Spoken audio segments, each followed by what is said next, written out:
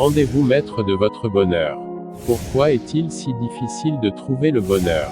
Parce qu'on l'attend. Observez-vous et vous verrez, vous attendez de rencontrer le grand amour, vous attendez de rencontrer le succès, vous attendez la fortune, la gloire, et s'ils ne viennent pas, vous êtes malheureux.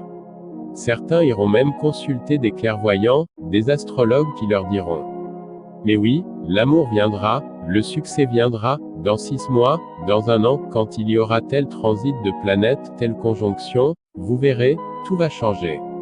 Alors les voilà rassurés, ils reprennent espoir et ils continuent à attendre. Eh bien non, le bonheur n'est pas quelque chose qui vient ou ne vient pas comme ça, de l'extérieur.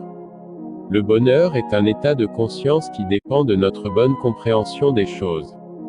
Il ne faut pas s'imaginer qu'on est venu sur la terre pour vivre dans la facilité, les plaisirs, l'abondance. On est venu sur la terre pour apprendre et se perfectionner. Or, comment se perfectionner si on n'a pas chaque jour de nouveaux problèmes à résoudre? Voilà, il faut que ce soit bien clair, la terre est une école et comme dans toutes les écoles, seuls ceux qui apprennent et progressent peuvent être heureux. Alors, n'attendez pas que le bonheur vienne de l'extérieur sous la forme de rencontres ou de conditions favorables. Le bonheur réel, définitif, ne peut venir que de nous, de notre façon de considérer les choses. Faites une expérience, allez interroger les personnes qui possèdent certains avantages matériels dont vous rêvez tellement, elles vous confieront qu'elles ne sont pas si heureuses que ça. Ou bien, si elles sont heureuses, c'est qu'elles possèdent déjà dans leur cœur, dans leur âme, des éléments qui leur permettent d'apprécier leur situation, et elles seraient donc tout aussi heureuses dans des situations qui vous paraissent moins enviables. D'ailleurs, combien de fois on l'a constaté, placés dans des situations identiques, des gens différents ne réagissent pas tous de la même façon. Prenons un exemple tout à fait banal dans la vie quotidienne, un embouteillage. Regardez les réactions des automobilistes, l'un s'énerve, klaxonne et injurie ses voisins. L'autre parcourt son journal ou écoute la radio, l'autre bavarde avec son passager, ou bien l'embrasse si c'est sa bien-aimée.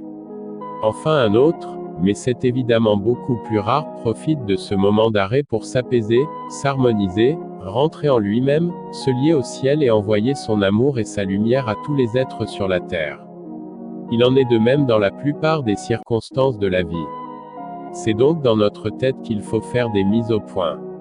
C'est notre pensée qui agit sur nos états de conscience. Avec un bon raisonnement, une bonne philosophie, on peut se rendre maître de son bonheur.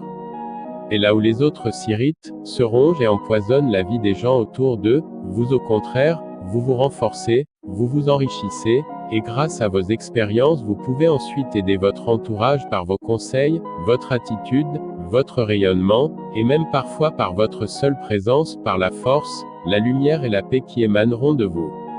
Alors, que ce soit bien clair, n'attendez pas passivement que le bonheur vous vienne de l'extérieur. Au contraire, c'est à vous d'agir et d'appliquer les méthodes qui vous permettront de transformer les chagrins en joie, les échecs en succès. Merci beaucoup d'avoir regardé la vidéo jusqu'au bout. Si vous avez des problèmes spirituels, n'hésitez pas à nous contacter ou commenter la vidéo. Pratiquez les exercices spirituels que nous partageons sur notre chaîne pour votre éveil spirituel. Merci beaucoup.